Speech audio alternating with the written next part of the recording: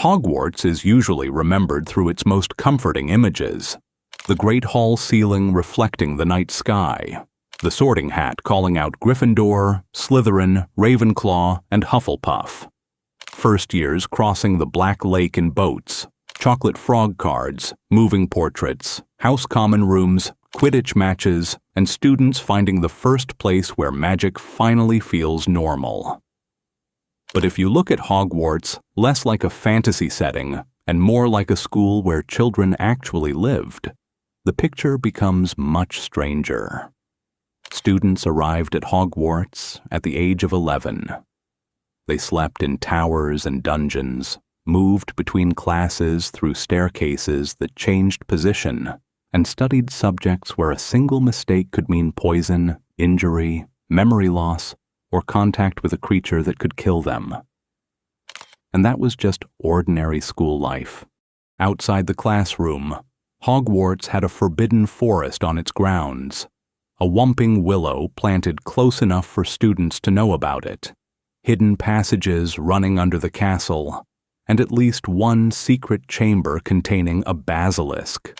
The disturbing part is not that dangerous things happened once, it is that danger became part of the rhythm of the school. So the real question is not whether Hogwarts was magical. The better question is why life inside Hogwarts was treated as normal when so much of it should have been terrifying. The castle treated physical danger as part of school life. Before Hogwarts becomes dangerous because of Voldemort, it is already dangerous because of Hogwarts. The castle is not just a backdrop. It is the place where 11-year-olds are expected to sleep, study, eat, get lost, serve detention, and move between classes without adult supervision every hour of the day. Hogwarts has 142 staircases. That is not just a big number for the atmosphere. Some are wide and grand, some are narrow and rickety, some lead somewhere different on certain days, and some have vanishing steps that students are expected to remember. That means a first year is not simply learning charms, potions, transfiguration, and herbology.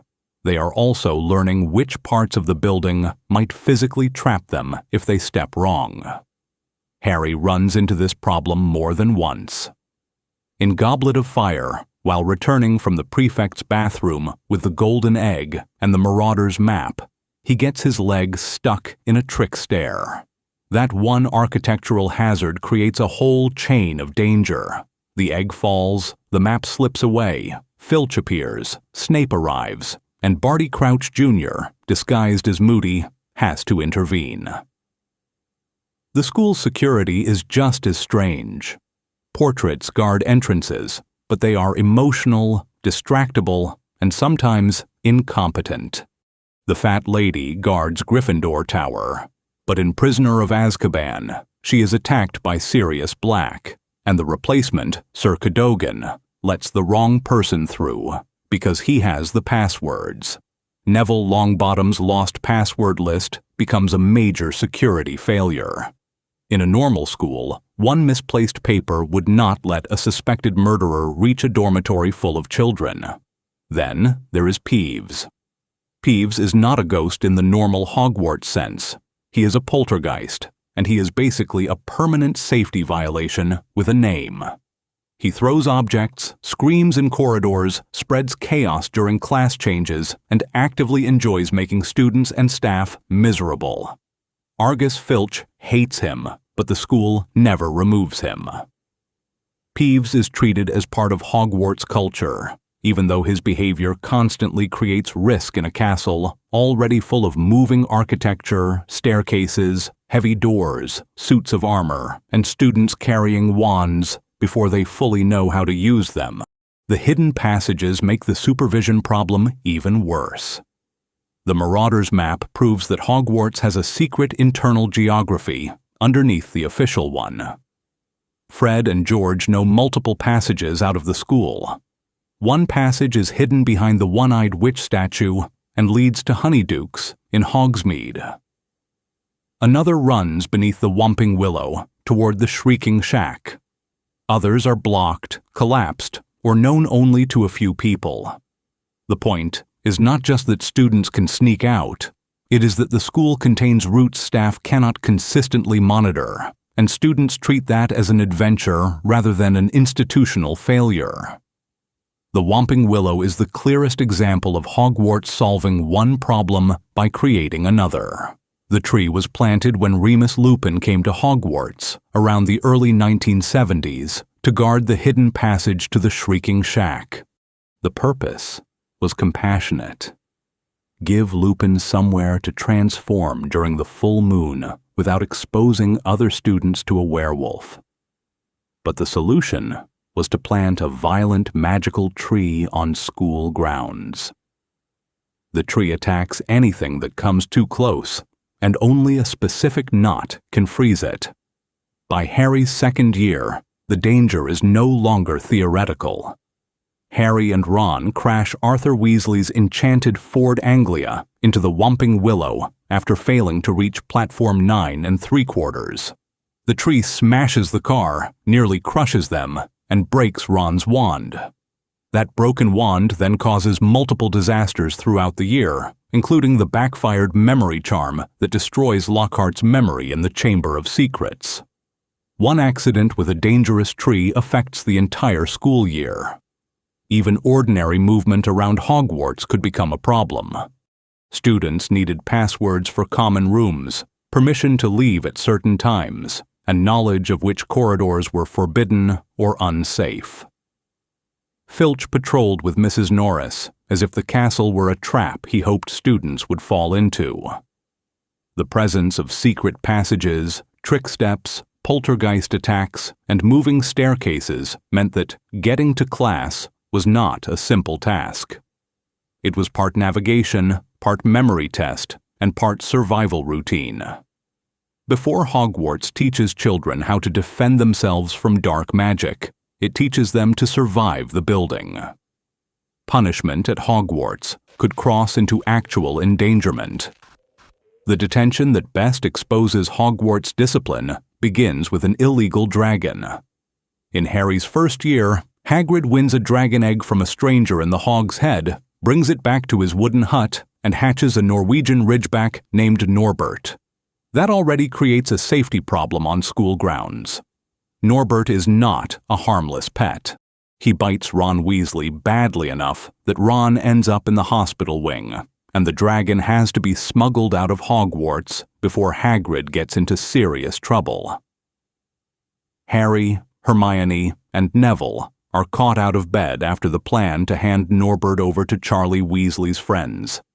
Draco Malfoy is also caught because he knows about the dragon and tries to expose them. The punishment is severe.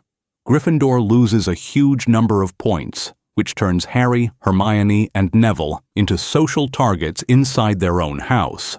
But the stranger part is the detention itself. They are sent into the Forbidden Forest at night. They are sent with Hagrid, who at this point is the gamekeeper, not the care of magical creatures professor.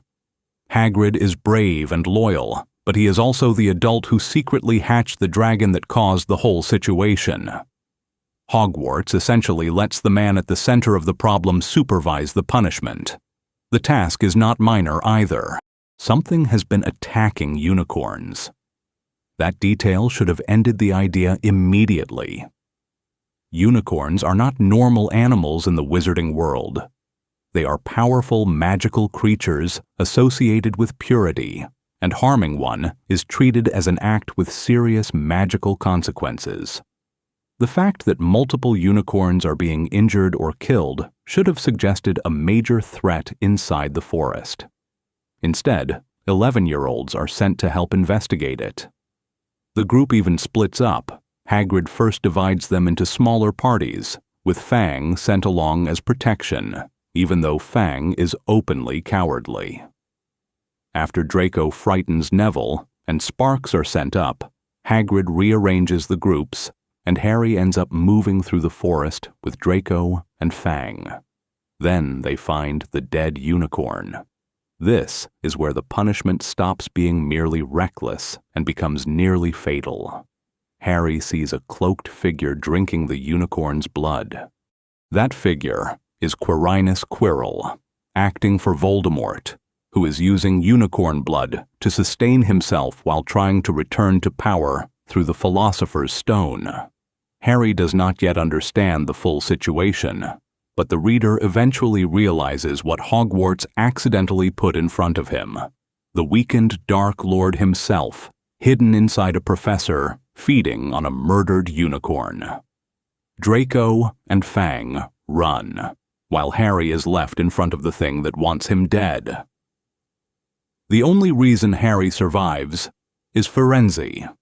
A centaur intervenes, drives the figure away, and carries Harry out of immediate danger. Firenze also explains the meaning of unicorn blood. It can keep someone alive, even if they are close to death, but the act curses the drinker because they have killed something pure and defenseless. The forest's danger does not disappear after first year. In Chamber of Secrets, Harry and Ron follow spiders into the forest and find Aragog's colony. Aragog had been Hagrid's acromantula since the 1940s, after Hagrid was framed during the first opening of the Chamber of Secrets. By Harry's second year, Aragog is enormous, blind, and surrounded by offspring. He can speak, he remembers Tom Riddle, and he refuses to harm Hagrid out of old loyalty. But that protection does not extend to Harry and Ron. His children are fully prepared to eat them.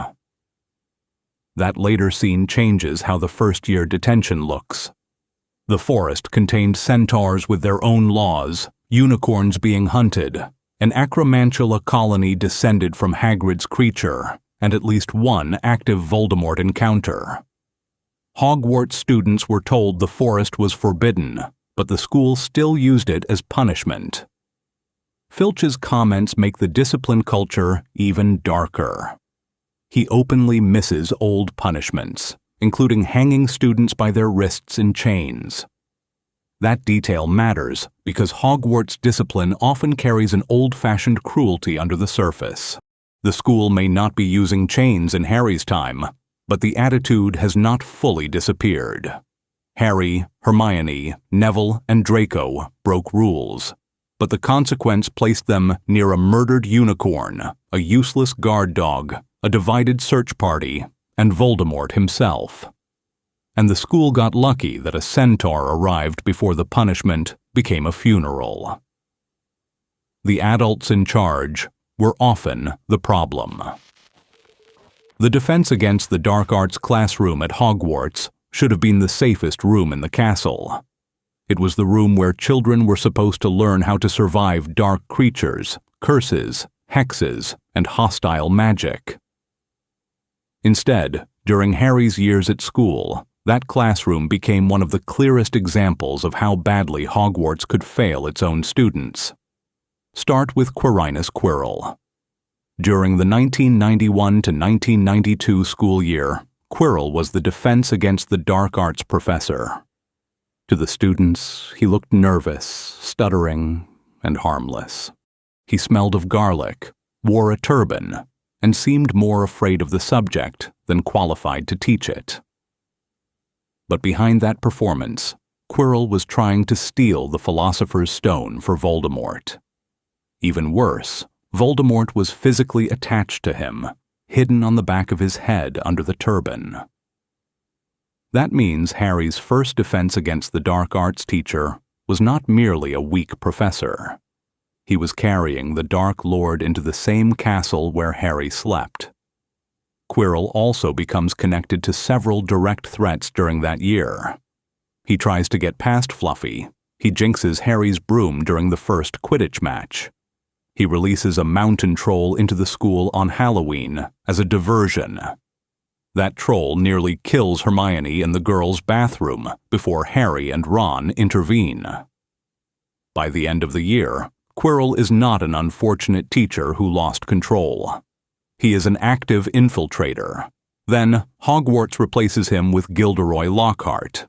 Lockhart is disturbing in a completely different way, because he is not secretly possessed by Voldemort. He is publicly incompetent. He arrives in Harry's second year with fame, expensive robes, signed photos, and a reading list made almost entirely of his own books. His classroom becomes less about defense and more about personal branding. But his real crime is worse than vanity. Lockhart built his career by stealing other people's achievements, then using memory charms to make them forget what they had done. The final Chamber of Secrets sequence proves how dangerous that was. When Ginny Weasley is taken into the chamber, Lockhart tries to run away. After Harry and Ron force him to come with them, he attempts to wipe their memories and abandon Ginny. The spell backfires only because he uses Ron's damaged wand. If that wand had worked properly, Harry and Ron might have been left without their memories, while Ginny died below the school. Remus Lupin is the complicated case. He is arguably the best defense against the dark arts teacher Harry ever has. He teaches practical lessons, uses the Boggart lesson to build confidence, and later trains Harry in the Patronus charm. But even here, Hogwarts is operating on a dangerous edge. Lupin is a werewolf, and his ability to teach safely depends on the Wolfsbane potion prepared by Snape. Near the end of Prisoner of Azkaban, he forgets to take it and transforms on school grounds while Harry, Ron, Hermione, Sirius Black, and Peter Pettigrew are nearby. Lupin is not cruel like Umbridge or fraudulent like Lockhart, but the incident proves that even the school's best staffing decision can turn into a life-threatening situation when the safety plan depends on one potion being taken at exactly the right time. Then comes the worst deception of all, Barty Crouch Jr. In the 1994 to 1995 school year, the person teaching Defense Against the Dark Arts was not Alastor Mad-Eye Moody. It is a Death Eater using Polyjuice Potion to impersonate him.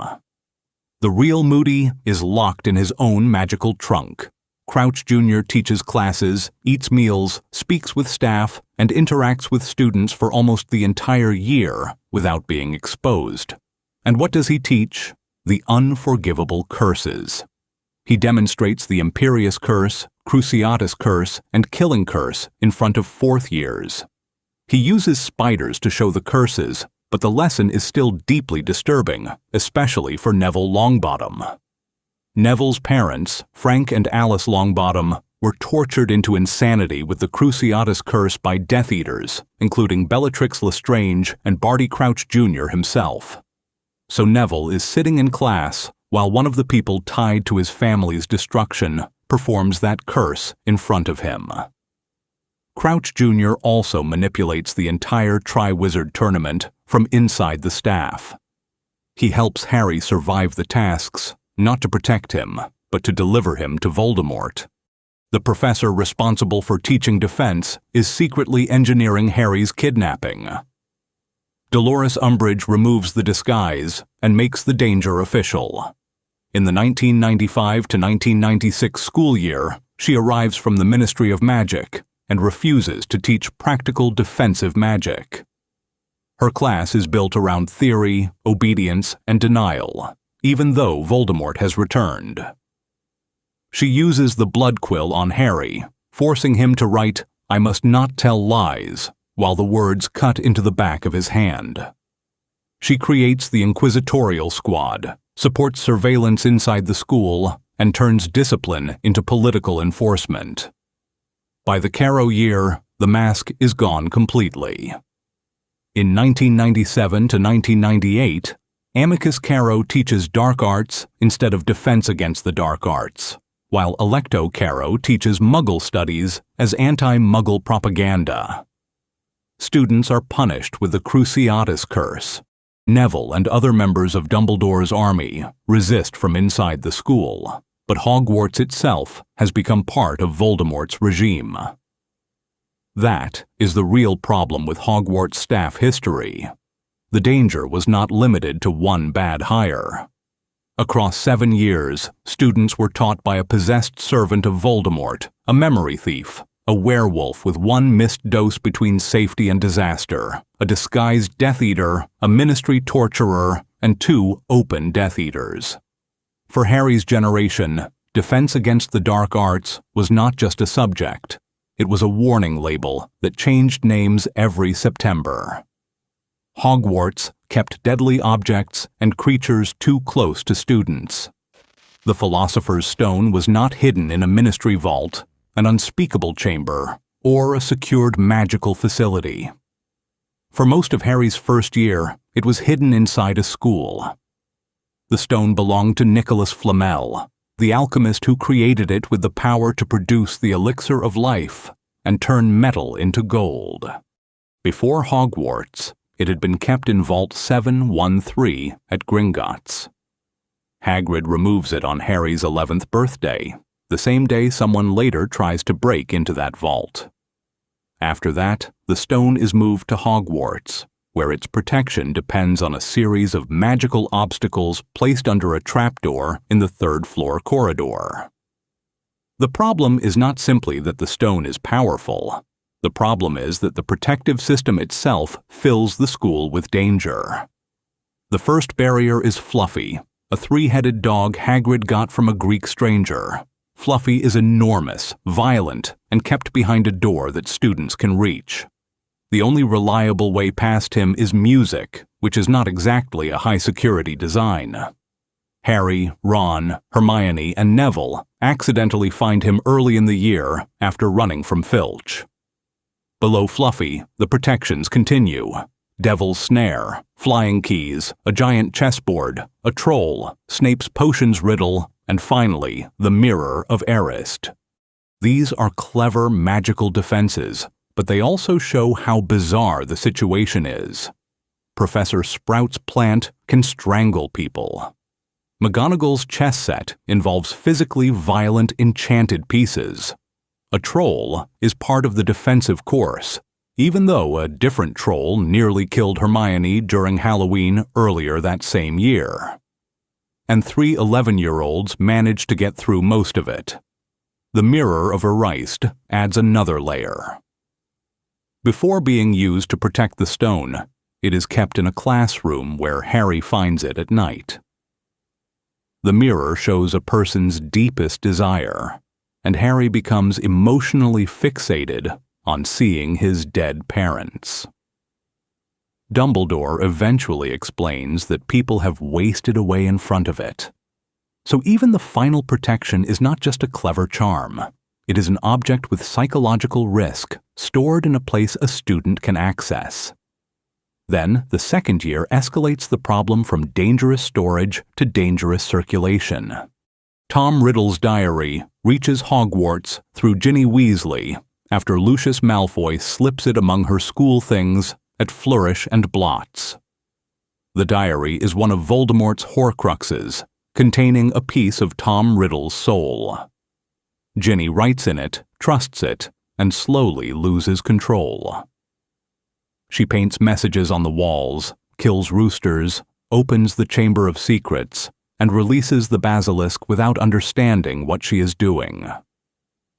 That makes the diary one of the most disturbing objects ever brought into Hogwarts, because it weaponizes a student's loneliness. By the time Harry understands what the diary is, Ginny is dying in the chamber, while the memory of 16-year-old Riddle becomes stronger. The school never catches the object. Harry does. By 6th year, cursed objects are reaching students in even more direct ways. The opal necklace from Borgin and Burke's is one of the clearest examples. It is not a vague, dark artifact. It is a cursed necklace with a reputation for having killed 19 Muggles. Draco Malfoy uses it as part of his attempt to assassinate Dumbledore, but the object reaches Katie Bell instead. Under the influence of Madame Rosmerta, who has been placed under the Imperius Curse, Katie is supposed to deliver the package. She touches the necklace through a tear in the wrapping and is cursed so violently that she rises into the air before collapsing. Katie survives, but only after being taken to St. Mungo's. That is not the only failed assassination attempt that year. A bottle of poisoned mead meant for Dumbledore reaches Professor Slughorn and is opened when Harry and Ron visit him. Ron drinks it by accident. He convulses, foams at the mouth, and nearly dies until Harry remembers the Bezoar and forces it down his throat. The Vanishing Cabinet exposes the final weakness in Hogwarts security. There are 2 connected cabinets, one at Hogwarts and one at Borgin and Berks. Draco spends much of Half-Blood Prince repairing the broken Hogwarts cabinet inside the Room of Requirement. Once it works, Death Eaters can enter the school without using the gates, grounds, or normal protections. That single object bypasses the castle's defenses and leads directly to the night Dumbledore is killed. By the 6th book, Hogwarts does not need someone to storm the front entrance. A student with the right object can turn the castle's own forgotten storage into an invasion route. The Chamber of Secrets exposed. How slowly Hogwarts responded to a school-wide threat. The Chamber of Secrets was not a new problem in Harry's 2nd year. That is the part that makes the 1992 to 1993 school year look worse.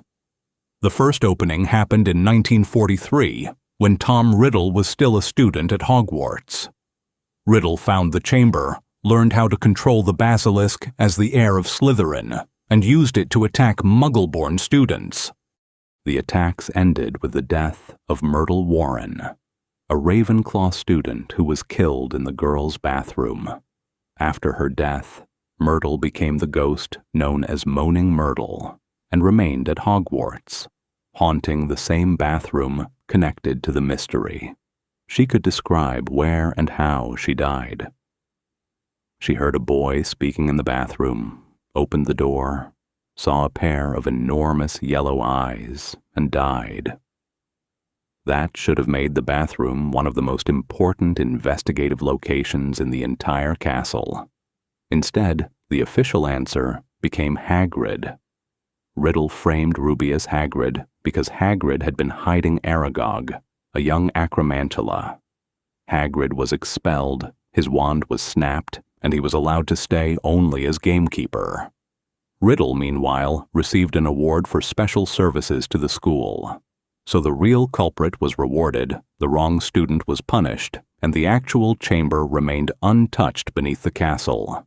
What makes the 1943 incident especially important is the result it created for the next 50 years.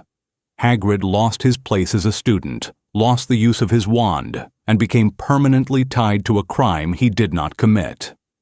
Meanwhile, the bathroom, the chamber entrance, and the real monster all remained inside the school. 50 years later, the same failure returns. The second opening begins in Harry's 2nd year through Ginny Weasley and Tom Riddle's diary. The first public sign is the message written on the wall. The Chamber of Secrets has been opened. Enemies of the heir, beware. Mrs. Norris, Argus Filch's cat, is found petrified beside it. The timing makes it worse because this happens on Halloween night, after the school has been gathered for a feast, while Harry, Ron, and Hermione are away from the Great Hall. The message is not hidden in a private room or written in a place only staff can see. It appears in a corridor where students can gather, stare, panic, and immediately start spreading rumors. That should already have changed the school's entire operating status. A threat tied to an old student's death had returned, and the first victim was found under a written declaration. But Hogwarts does not close. Instead, the attacks continue. Colin Creevey is petrified after trying to visit Harry in the hospital wing. Justin Finch Fletchley and Nearly Headless Nick are later found petrified together, which makes the situation even stranger because the magic can affect both living students and a ghost. Hermione Granger and Penelope Clearwater are then petrified after using a mirror to avoid direct eye contact with the creature. By that point, multiple victims from different parts of the school have been attacked, and the monster is still unidentified by the staff. The Mandrake restorative draft is the only reason the story does not become a mass casualty event. Professor Sprout's mandrakes are needed to cure the petrified victims, but the potion cannot be made until they mature. That means Hogwarts has immobilized students lying in the hospital wing while everyone waits for plants to finish growing. The cure exists, but it is delayed by the biology of the ingredient. Even the cure depends on another dangerous school subject. Mandrakes are not ordinary plants. In herbology, students learn that a mature mandrake's cry can be fatal, while younger ones can still knock a person unconscious. So the same school that cannot identify the monster attacking its students is also relying on a hazardous magical crop grown by students and staff as the only route back from petrification. That is a horrifying school policy problem. The social damage spreads almost as quickly as the attacks. Muggle-born students become obvious targets because the Chamber's legend is tied to Salazar Slytherin's hatred of Muggle-borns. The dueling club scene makes the paranoia worse when Harry speaks Parseltongue to stop Draco Malfoy's conjured snake from attacking Justin. Instead of being treated as a clue, Harry becomes a suspect in the eyes of many students. Justin avoids him, and Ernie Macmillan publicly speculates about him. The adult response also becomes increasingly fragmented. Dumbledore is eventually removed as headmaster. Hagrid is sent to Azkaban, again because of the old assumption that he was connected to the first opening. Lockhart, the defense against the dark arts professor, turns out to be useless when the crisis finally demands action. When Ginny is taken into the chamber, the staff do not produce a rescue plan that saves her. Harry and Ron force Lockhart to come with them, discover the entrance through Myrtle's bathroom, and go below the school themselves. The final rescue is not led by Aurors, Cursebreakers, the Ministry, or a prepared Hogwarts emergency team. It is led by two 12-year-old boys and a fraudulent teacher who immediately tries to erase their memories. And the clues were never impossible to find. The Chamber of Secrets is disturbing because Hogwarts had 50 years between Myrtle Warren's death and Ginny Weasley's disappearance. And when the chamber opened again, the school still had no answer until the students found it themselves.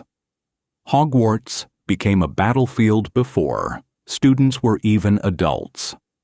By Harry's third year, Hogwarts was no longer just a school with dangerous traditions. It was being treated like a security zone. In Prisoner of Azkaban, the Ministry places Dementors around Hogwarts because Sirius Black has escaped from Azkaban and is believed to be hunting Harry. Dementors are not guards in any normal sense. They are soul-feeding creatures that drain happiness, trigger traumatic memories, and can perform the Dementor's kiss, which removes a person's soul. The first major encounter happens before students even reach the castle.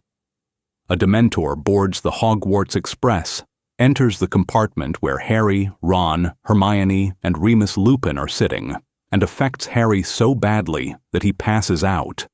And Harry hears his mother screaming before her death.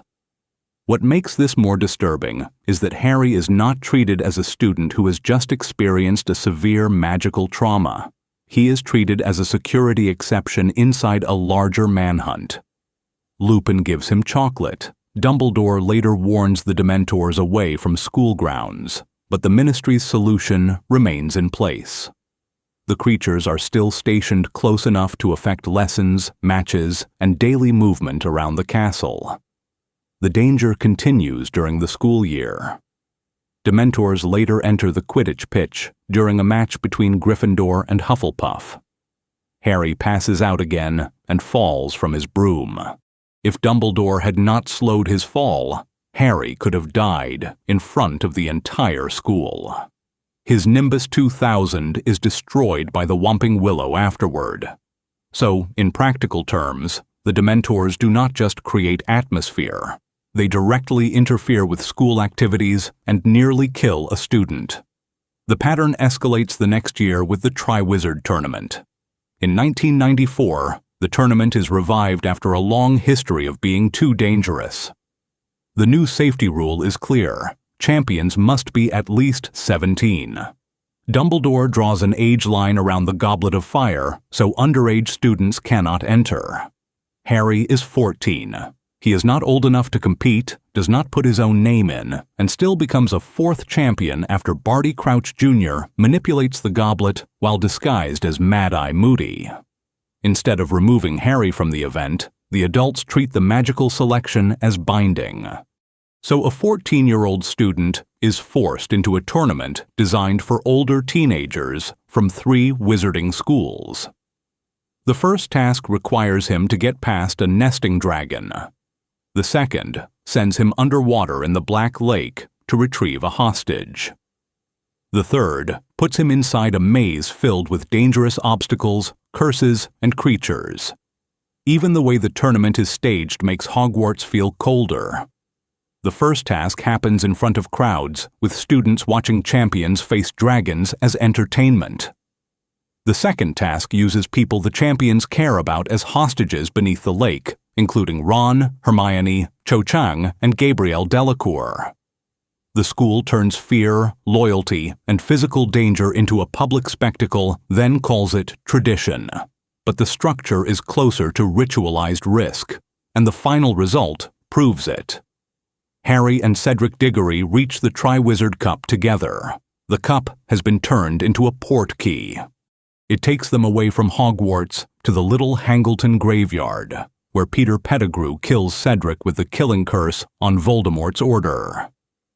Cedric is not a soldier. He is a Hogwarts student, a Hufflepuff champion, and a teenager who entered a school competition.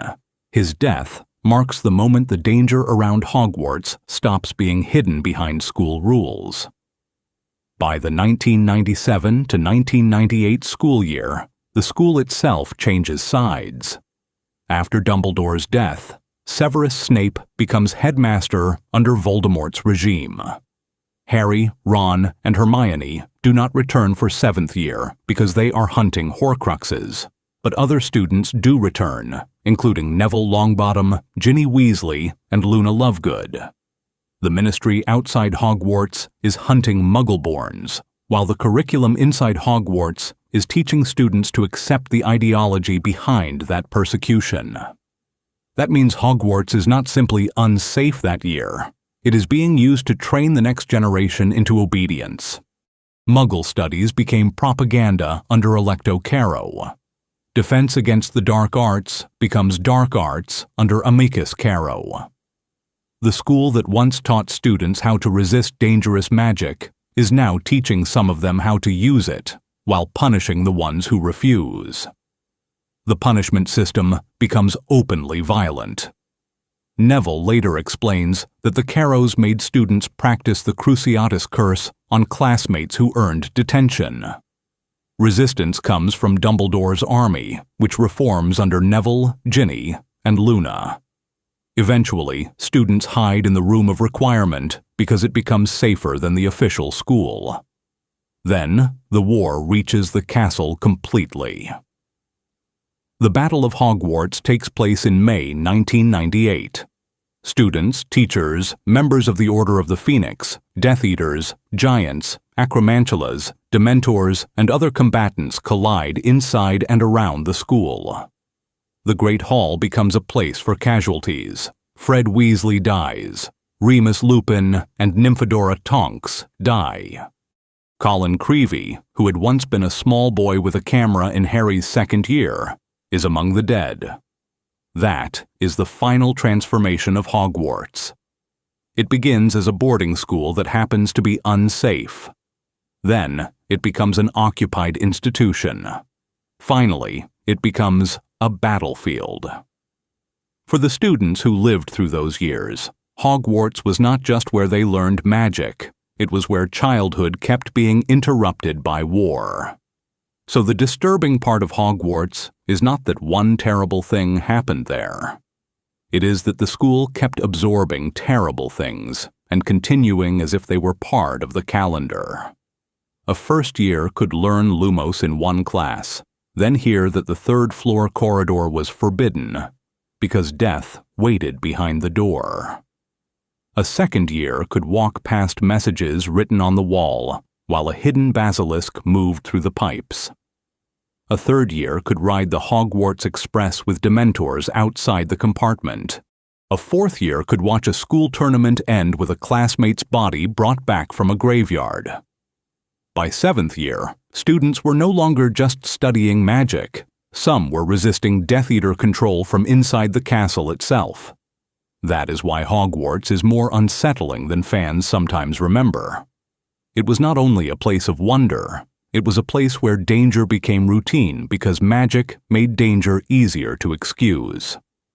But the fact that magic could repair damage did not mean the damage was normal. That is what makes the school so unforgettable.